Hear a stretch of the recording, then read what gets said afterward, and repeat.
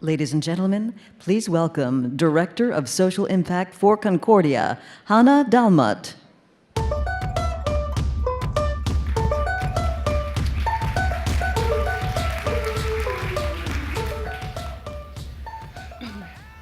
Good afternoon. Concordia launched the campaign for a sustainable global food supply on this stage this time last year. Over the past year, we've explored many themes affecting our food system today, from animal welfare in the livestock industry to how agriculture can be a vehicle for sustainable development, particularly with regard to small-share farmers. We've talked about food waste and food loss and doing more with what we have. And we've talked about the technology and the innovation that's helping us at all points in the supply chain to get us there. We've learned over the past year about the urgency and the enormity of our food system challenges, but also about the opportunity and the innovation that entrepreneurs and multinational corporations alike are putting into solution building. There is no simple solution and there is no easy fix, but public-private partnerships will be critical to the answer. The next 40 minutes details 4 different pieces of our food system. They represent different ideas, separate pieces, and in some instances, opposing vantage points. And that's representative of the complexity of our food system today. Please welcome to the stage Senior Food and Agriculture Reporter for Politico, Helena Bodemiller-Evich, and our distinguished panel. Yeah?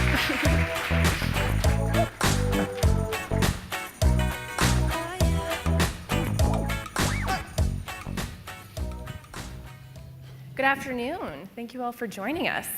I'm really delighted to be here today with Frank Mars, the chairman of Mars Inc., and Gilbert Houngbo, the president of IFAD. I think most people in the room probably know Mars, needs no introduction, but you probably are most familiar with Mars in terms of candy and confectionaries, but actually this is a leading global food company that has such a broad variety of food products, so really mass global reach.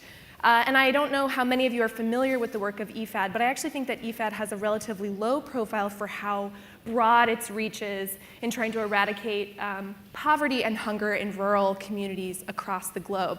Since 1977, IFAD has actually directed about $20 billion in investments to these communities to help them lift themselves out of poverty through all sorts of interesting projects. So today we're here to talk about a really, I think, unique public-private partnership, an MOU that I think was actually announced today. And we're going to share with you sort of this model and what it could mean for other companies and nonprofits that are looking to partner with government entities and international bodies to kind of make a difference in different and innovative ways. So start us off here, what does this actually mean in practice? I mean, we always hear about these partnerships and these announcements. What is it going to mean for people on the ground, this partnership? Thank you for, first of all, for having us here. For us, it's going to be critical to create synergy between what we are doing in terms of IFAD providing financing for the smallholders, the poorest in the country that we are serving. We're trying to work on the productivity and also linking the smallholders with the food systems. And therefore, that's where the partnership with Mars comes to play. That will help us not only dealing with issues relating to the capacity building, the training, but also being able to hook them to the Mars supply chain and other supply chains as well. So these are really shared goals, it sounds like. I mean, where does Mars come in? How do you get interested in launching something like this? Well, you can't achieve the SDG 17 unless you're doing partnerships and doing some form of uncommon collaboration, and this is a great example of that. IFAD and Mars have worked together in the past, and it's an honor that they trust us to work together in the future. Yeah, so you've done work together in, I think, Indonesia. What did you learn from that? Can you give us some examples and sort of give the audience a sense of how you can build on that work that you've already done together? I mean, a very clear example, we are working in Indonesia in creating, helping the smallholders in what we call the rural empowerment and agricultural development. And the project has been quite successful. So our midterm review has demonstrated that the government system to support the producers were not necessarily at par. So, and we can see that the cocoa production, for example, was going down because of the issue relating to the trees that are getting too old, the disease and the maintenance of the soil and whatever. And that's why we get in touch with Mars. And with their Cocoa Development Academy, they could help training the smallholders and teaching them different way of farming. But most important also is the fact that cocoa production or agriculture not to be seen as a survival, rather as a commodity, as a private sector initiative that will help the smallholders increase their income and rely on themselves. That's the result we got by working with Mars in Indonesia. And so more cocoa, more income for these.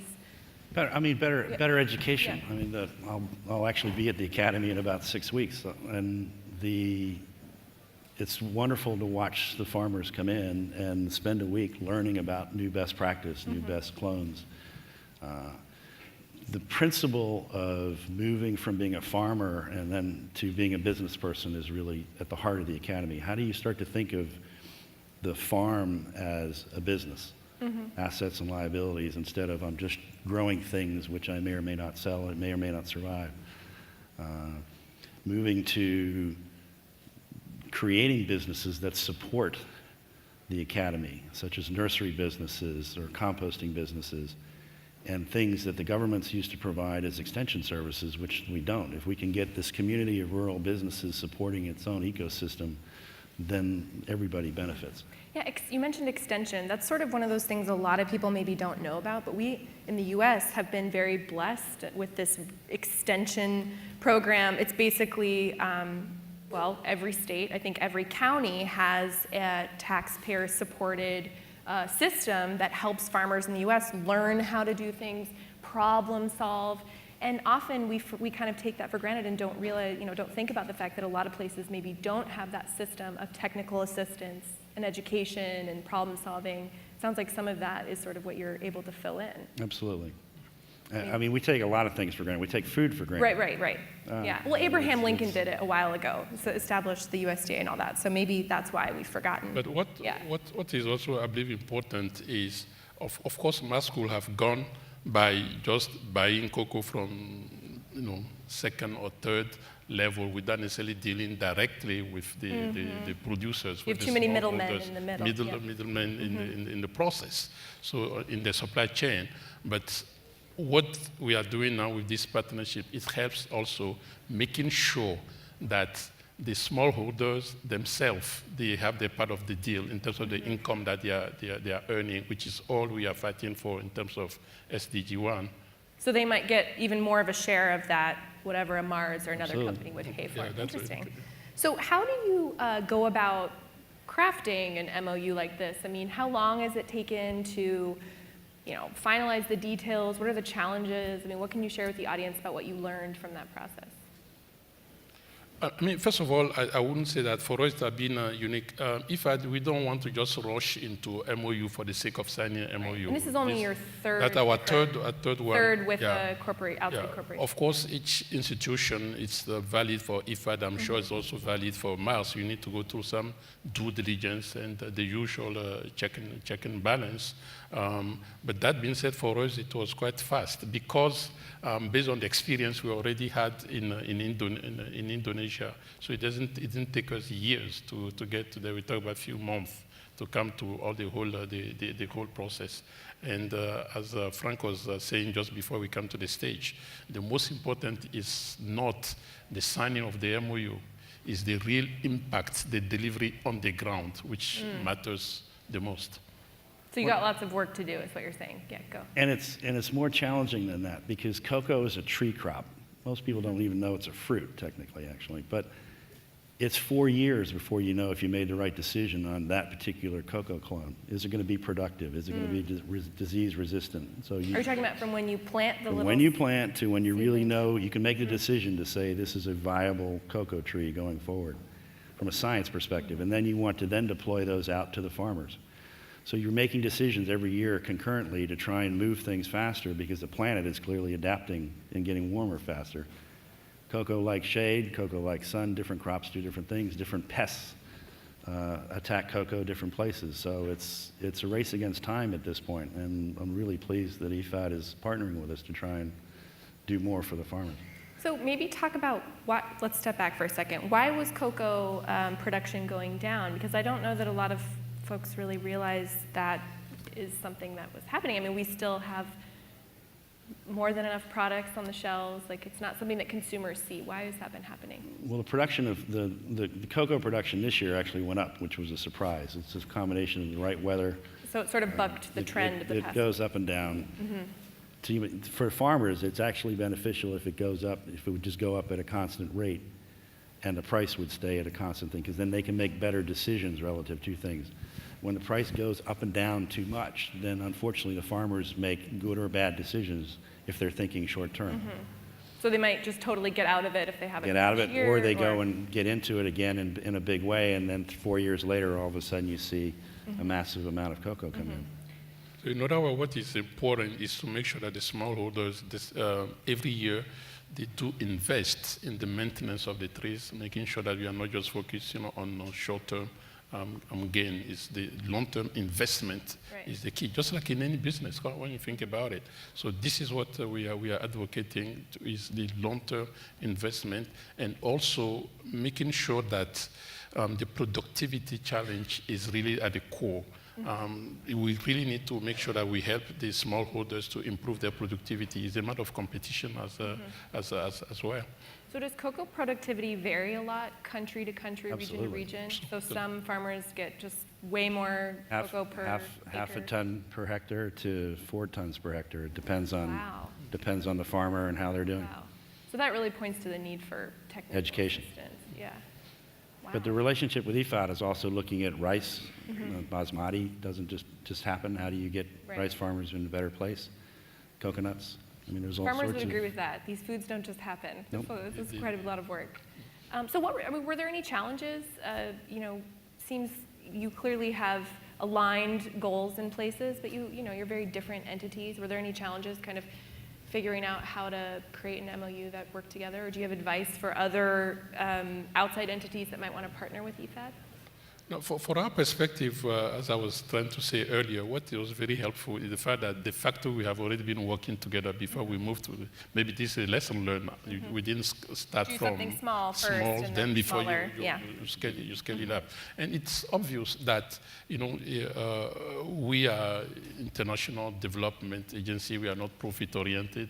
It's different from a profit oriented enterprise. But this is when you talk about PPPs. And as a matter of fact, in IFAD, we talk about 4 Ps because you need to add the producers on that, which, and dealing by the smallholders, it adds another complication, which sometimes the complications are not what you will expect traditional kind of private versus public. Sometimes it's to make sure that, how do we make sure that at the end of the day, is the smallholders, the impact. It's not a matter of money necessarily. Sometimes it's also a matter of how you bring the technology, the know-how, the knowledge sharing, and how it does impact, at the end of the day, the smallholders. So that has been really some of the consideration than the traditional, what people might think that bringing public and private is always problematic. About changing behavior in a mutual way. How do you move things forward in a mutual way with everybody? So what's in the pipeline? What kind of projects are going to come next, or what sort of impact or kind of on the ground changes can be expected? Ask me when I get back from Indonesia in about 8 weeks. You're gonna go before check in Thanksgiving. on I'll be up country for 3 weeks. But what we have been working on already, we estimate in IFAD around 28,000 households are benefiting in terms of increasing their income. And then, so we are also looking at how do we increase that in Indonesia, and we're also going to look later on how we can go to other countries like the Philippines or India, for example. So taking a step back even further, do you think that there is more of a recognition of focusing more development resources on just agricultural projects or initiatives? I know that in the past, a lot of sort of the discussion about development and foreign aid has been sort of lopsided against rural, rural investment. Do you think that that's changing at all, like going forward? Yeah, I would like to hope that it's changing. Clearly, obviously, development aid cannot go only to agriculture. Let's be very clear. The SDG are all integrated. Right. We have to look at the global. But what is quite important to keep in mind that last week we launched this report on the state of the state of famine and nutrition in the world. And for the first time in 15 years, though that people facing famine has been going down, for the first time in the last 15 years, we have an increase from 777 million to 815 million. So which calls on the importance for us to keep up and to scale up our intervention, our activities. So more than that, in Africa and Asia, 80% of the food production come from the smallholders, which we tend to think that is just the commercial. So 80% of food production are coming from those smallholders. So we believe, and 80% of the poor are rural. So we believe that keeping the rural transformation in the center of our development strategy are going to be crucial, and making sure that the smallholder production are linked to the major food system because they are in complementarity. That will help us achieving especially SDG 1 and 2 and SDG 10 inequalities. My answer to that would be we have to move beyond thinking of the things as a project. A project is short-term. Right. Being a private business with principles that guide us allows us to take a longer-term view. And this is a relationship. We know where we want to go, which is great. Now we got to figure out some key things to get there, and that's the next step of the MOU. Once we've got to move beyond project thinking to solve a tree crop. A project, trees last 15, 20 years relative to stuff. A 3-year project doesn't help very much. Right. So a lot of people don't know those trees only last 25 years. So you can do a project in rice or corn because you can get 2 crops a year type thing. But you have to think about the agricultural commodity or the agricultural raw material that you're working on. So how are you going to measure success, or what does success look like? Are there certain data points that you're going to be focusing on? It's a very simple one, which is when I go to the elementary schools and I ask whether or not any of the children want to be a farmer in the future, I see hands go up. I like that. Because that means we've satisfied the livelihood Right. question. What is the answer now when you go? 0. 0. But that's Their true parents around, that's say- true around the world. It's not just limited to cocoa. You can go to the Midwest and you'll I was going to say, yeah, actually, a lot of farmers in the U.S. would That's tell correct. their children, run away from farming. We- It's a tough... We have to solve this issue. If we do not, so you think about Mars Launch Sustainable in Generation. We have a generation of time to deliver the SDGs, which is about a generation out. And it's our generation's responsibility to do this so that the next generation wants to stay in farming. If we do not figure out how to get the next generation interested in, and there's a successful livelihood in being farmers, we will not be able to feed the planet. And It's as simple as that. I cannot help it by linking that to the whole current migration situation that we have in the world. The more we are able to achieve that, the more we'll be able to convince the youth, the youngsters, that you can generate decent income, decent life in rural setting instead of taking the risk of what we know. So I couldn't agree more with Frank on this. Frank, I know you, Mars recently sort of called on others in industry to do more on some of these bigger issues, whether it's climate or development. Do you think that, I don't know if the food industry specifically or more companies are becoming interested in getting involved in these sort of systemic issues that, I mean, you sort of mentioned you want to move from talking about it in a project sense to more of like a systems approach. Like, are more companies kind of saying, hey, like, can we learn from what you're doing, or do you think that there's still ways to go? No, I mean, the pressure, being private allows us to not think about quarterly earnings. I don't envy anybody running public companies with that pressure. The Paris Accord, which we're sticking with, is because it's the right thing to do. We are a principle-based business, and the science is very clear. So hopefully there will be other businesses, and a lot of people signed on to this as well from a business perspective, because it's the right thing to do. We've got to move forward. So are other executives calling you up, being like, how do we calling me, no, involve the but hopefully development? calling Grant Reed, who runs the business day in, day out. Okay. Fair enough. Well, we are out of time. Thank you so much for joining the conversation, and enjoy the rest of the day. Thank you.